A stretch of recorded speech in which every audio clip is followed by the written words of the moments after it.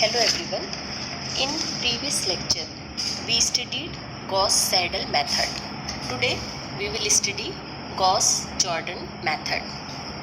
Gauss-Jordan elimination is an algorithm that can be used to solve systems of linear equations and to find the inverse of any invertible matrix. It relies upon three elementary row operations one can use on a matrix. First, swap the position of two of the rows. Second, multiply one of the rows by a non-zero scalar. And third, add or subtract the scalar multiple of one row to another row. The purpose of Gauss-Jordan elimination is to use the three elementary row operations to convert a matrix into reduced row echelon form. Gauss-Jordan तथा Gauss elimination में difference यह है कि जब एक unknown eliminate होता है तो ये केवल फॉलो करने वाली इक्वेशन से ही नहीं बल्कि जितनी भी इक्वेशंस है उन सब से एलिमिनेट होता है। इसीलिए हर इक्वेशन में हमारे पास केवल एक अननोन रहता है और यह बैक सब्स्टिट्यूशन प्रोसेस को एलिमिनेट करता है। ये मॉडिफिकेशन जॉर्डन द्वारा गॉस एलिमिनेशन मेथड में किया, इसीलिए ये मेथड जो है वो गॉस जॉर्डन मेथड कहलाता है।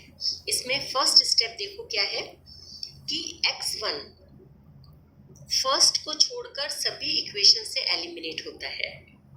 ठीक है, फर्स्ट अब इसमें क्या करेंगे कि जैसे ये इक्वेशन हमारे पास में x1 plus x12 x2 plus a13 x3 plus इसी तरह से a1n xn is equal to b1, तो ये फर्स्ट इक्वेशन में तो x रहेगा, इसको छोड़ के सभी इक्वेशन से जो ये x जो है वो एलिमिनेट हो जाएगा। फर्स्ट इक्वेशन को a11 से डिवाइड करते हैं, फिर subtract from the second equation a12 times the first equation. ठीक है, similarly subtract from the third equation a31 times the first equation and so on, और इसी तरह से हम बाकी इक्वेशन में करते हैं और लास्ट में nth इक्वेशन से फर्स्ट इक्वेशन का an1 टाइम्स घटाते हैं। ठीक है, अब क्या होगा, इससे इक्वेशन का ये सेट मिलेगा आपको कि फर्स्ट जो है x1 plus a12 x2 plus a13 x3 plus इस तरह से a1n xn is equal to b1, ये फर्स्ट इक्वेशन है। अब सेकंड में क्या होगा, देखो x1 एलिमिनेट हो जाएगा तो सेकंड इक्वेशन ये सेट हो गया हमारे पास 0x1 plus a22 x2 plus a23 x3 plus इसी तरह से लास्ट में हो जाएगा a2n xn is equal to b2, और ये इसी तरह से चलता रहेगा और लास्ट वाले में हमारे पास में क्या हो जाएगा 0x1 plus an2 x2 plus an3 x3 plus इसी तरह से और लास्ट में हो जाएगा ann xn is equal to bn। तो इसमें क्या होगा, सबके अंदर केवल फर्स्ट इक्वेशन को छोड़ के सबके अंदर से x1 एलिमिनेट हो जाएगा। सेकंड स्टेप क्या होगी, x2 को सेकंड के अलावा सभी इक्वेशन से एलिमिनेट करते हैं। अब हम x2 को एलिमिनेट करेंगे, केवल सेकंड इक्वेशन में x2 रहेगा, बाकी सबसे एलिमिनेट हो जाएगा। इसके लिए हम क्या करेंगे, सेकंड इक्वेशन को a22 से डिवाइड करेंगे और थर्ड के a32 टाइम से माइनस कर देंगे और इसी तरह से हम ये करते जाएंगे। तो नया सेट जो हमें मिलेगा वो हमारे पास में हो जाएगा कि जैसे ये है x1 प्लस 0x2, क्योंकि हमें केवल x2 को सेकंड के अलावा सभी इक्वेशन से एलिमिनेट करना है, तो फर्स्ट में तो से एलिमिनेट हो गया ये x2, तो x1 plus 0x2 plus a13 x3 plus इसी तरह से और ये हो गया आपका a1n xn is equal to b1।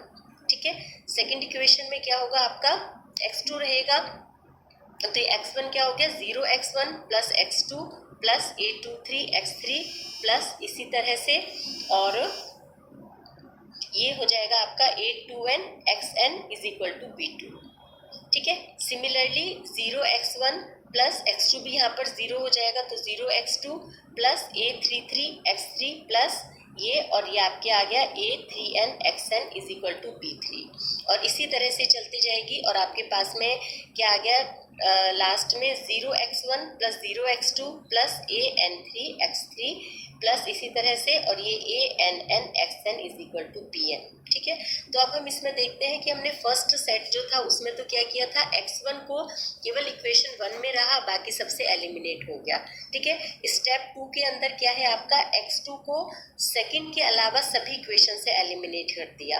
ठीक है, तो हमारे पास में क्या हो गया, x1 जो है वो पहले 0 हो गया था फर्स्ट के अलावा सारी इक्वेशन में, और अब x2 भी 0 हो गया सेकंड इक्वेशन के अलावा सभी के अंदर। तो ये प्रोसेस तब तक चलता रहता है जब तक कि xn फर्स्ट से n-1 इक्वेशन तक एलिमिनेट नहीं हो जाता। तो फाइनल फॉर्म हमारे पास में इस प्रकार से आएगी, x1 plus 0x2 plus 0x3 plus इसी तरह से ये हो गया 0xn is equal to B1। ठीक है, अब सेकंड में x2 रहेगा, बाकी सब 0 हो जाएगा, तो सेकंड इक्वेशन क्या होगी, 0x1 plus x2 plus 0x3 plus इसी तरह से ही हो जाएगा और 0xn is equal to B2। ठीक है, और थर्ड में क्या हो जाएगा, 0x1 plus 0x2 plus x3 plus इसी तरह से 0xn is equal to B3। ठीक है, और ये लास्ट में आपके हो जाएगा 0x1 plus 0x2 plus 0x3 plus इसी तरह से चलेगा और केवल क्या बचेगा, xn is equal to Bn। ठीक है, यानी समझ में आ रहा है कि लास्ट में जो हमारे पास इक्वेशन में आएगी उस फर्स्ट इक्वेशन में केवल हमारे पास में x1 होगा, सेकंड इक्वेशन में केवल x2 होगा, थर्ड में केवल xn होगा और x3 होगा और nवीं इक्वेशन के अंदर केवल xn होगा, बाकी सारी जो है वो वैल्यू है वो क्या हो गए, एलिमिनेट हो गए हैं। तो हमारे पास में ये सेट जो है वो मिलेगा हमें। इससे सॉल्यूशन x1 बराबर B1, x2 बराबर B2, x3 बराबर B3 एंड xn बराबर Bn। क्लियर, तो ये जो है ये कहलाता है आपका गॉस जॉर्डन एलिमिनेशन। तो इसमें क्या है कि हम क्या करते हैं कि ये गॉस जॉर्डन और गॉस एलिमिनेशन में केवल यही डिफरेंस है कि जब एक अननोन एलिमिनेट होता है तो ये केवल फॉलो करने वाली इक्वेशन से नहीं बल्कि अन्य सारी इक्वेशन से एलिमिनेट होता है। इसीलिए हर इक्वेशन में हमारे पास केवल एक अननोन रहता है तथा ये बैक सब्स्टिट्यूशन प्रोसेस को एलिमिनेट करता है। ये मॉडिफिकेशन जॉर्डन द्वारा गॉस एलिमिनेशन मेथड में किया गया था, इसीलिए हम इस मेथड को गॉस जॉर्डन मेथड कहते हैं। ये बहुत इंपॉर्टेंट मेथड है और ये शॉर्ट मेथड होता है। ठीक है, अब हम इसका देखते हैं एल्गोरिथम, गॉस जॉर्डन मेथड का एल्गोरिथम देखते हैं। The augmented matrix A of order n into n plus 1 is stored using a two-dimensional array named A of size n into n plus 1. The solution of the system of linear equation is stored in one-dimensional array named x of size n.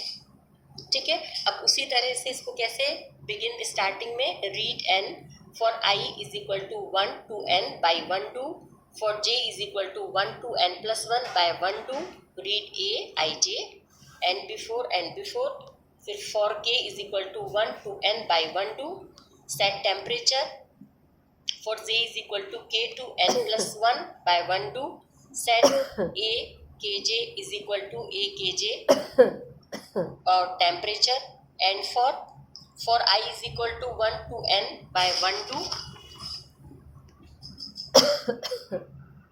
if I is not equal to k then set for j is equal to k to n plus 1 by 1 2 और set ij is equal to a ij। ठीक है, and for and if and for write solution of equation for I is equal to 1 to n by 1 2, write a I n plus 1 and 4n। तो ये जो है ये इसका क्या हो गया, एल्गोरिथम हो गया गॉस जॉर्डन मेथड का। तो ये आपके था गॉस जॉर्डन मेथड क्या होता है। तो ये जो है आपके कि Gauss-Jordan elimination is an algorithm that can be used to solve systems of linear equations and to find the inverse of any invertible matrix. Clear? तो अब नेक्स्ट टाइम पे हम नेक्स्ट टॉपिक लेंगे। Okay, thank you, have a nice day.